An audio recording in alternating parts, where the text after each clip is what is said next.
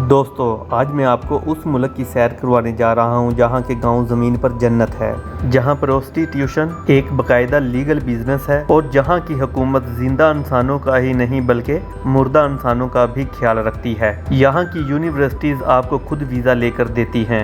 मैं बात कर रहा हूं यूरोप के बाकमाल और खूबसूरत मुल्क नीदरलैंड की। नीदरलैंड को कुछ लोग हॉलैंड के नाम से भी जानते हैं, लेकिन हॉलैंड समझ लें इसका एक प्रोविंस है, मगर माजी में लोग इस मुल्क को हॉलैंड के नाम से ही जानते थे। नीदरलैंड की आबादी तकरीबन 1 करोड़ 70 लाख है और ये एक इंतहाई अमीर मुल्क भी है। इसकी जीडीपी 912.9 बिलियन डॉलर है और यहाँ के लोगों की पर कैपिटा इनकम 59,700 डॉलर है। यहाँ एवरेज मंथली सैलरी 3300 यूरो है। नीदरलैंड के लोगों को डच भी कहते हैं और डच लोग दुनिया में सबसे ज्यादा लंबे और खुश मिजाज होते हैं। नीदरलैंड को सबसे खुशगवार मुल्क भी करार दिया गया है। नीदरलैंड के लोग जिंदगी को एंजॉय करते हैं, इसलिए यहाँ एवरेज लाइफ एक्सपेक्टेंसी 82 ईयर है। नीदरलैंड में जिंदा इंसानों का ख्याल तो रखते ही हैं, लेकिन यहाँ मुर्दों का ख्याल भी रखा जाता है। अगर कोई ऐसा शख्स मर जाए जिसका कोई वारिस ना हो, यहाँ की हुकूमत उसकी आखिरी रसूमात अदा करती है। तमाम लोगों को इकट्ठा किया जाता है, शायद उसके बारे में नज़म लिखते हैं और उसको खराज तहसीन पेश किया जाता है।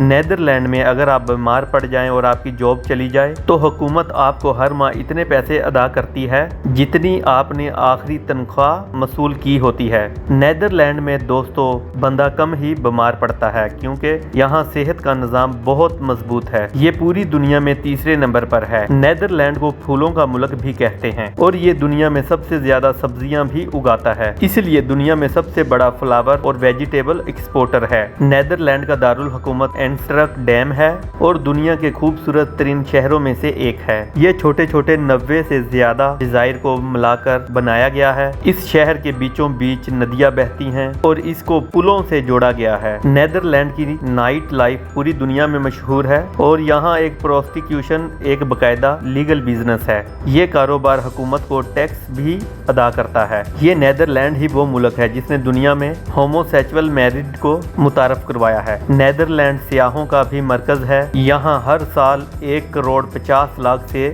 जायद सियाह आते हैं। नीदरलैंड अमीर होने के साथ साथ एक महंगा मुल्क भी है। यहाँ एक शख्स की एवरेज लिविंग कॉस्ट 1100 यूरो है और यहाँ आपको एक आम से होटल का कमरा 80 से 90 डॉलर का मिलेगा। नीदरलैंड के लोग बहुत खूबसूरत, चार्मिंग और फिट होते हैं और ये अपनी सेहत का बहुत ख्याल रखते हैं, इसलिए ये लोग देर रात को खाना बिल्कुल नहीं खाते और ये लोग कार चलाना भी पसंद नहीं करते क्योंकि ये लोग साइकिल लवर हैं। नीदरलैंड के लोग बहुत क्रिएटिव भी होते हैं और नीदरलैंड पूरी दुनिया के लोगों को इनकरेज भी करता है, इसीलिए इसने 2025 तक एक पायलट प्रोग्राम शुरू किया हुआ है जिसमें अगर आपके पास कोई क्रिएटिव बिजनेस आइडिया है तो आपको मुफ्त स्टार्टअप वीज़ा दिया जाता है। नीदरलैंड का तलीमी निज़ाम भी दुनिया में सबसे बेहतरीन है और इसकी स्टडी वीज़ा रिक्वायरमेंट भी ज़्यादा टफ नहीं, इसलिए ये इंटरनेशनल स्टूडेंट्स के लिए बहुत पुरकशिश है। नीदरलैंड की यूनिवर्सिटीज़ में आप ऑनलाइन घर बैठे भी अप्लाई कर सकते हैं। आपको जस्ट स्कैन कॉपीज भिजवानी होती है।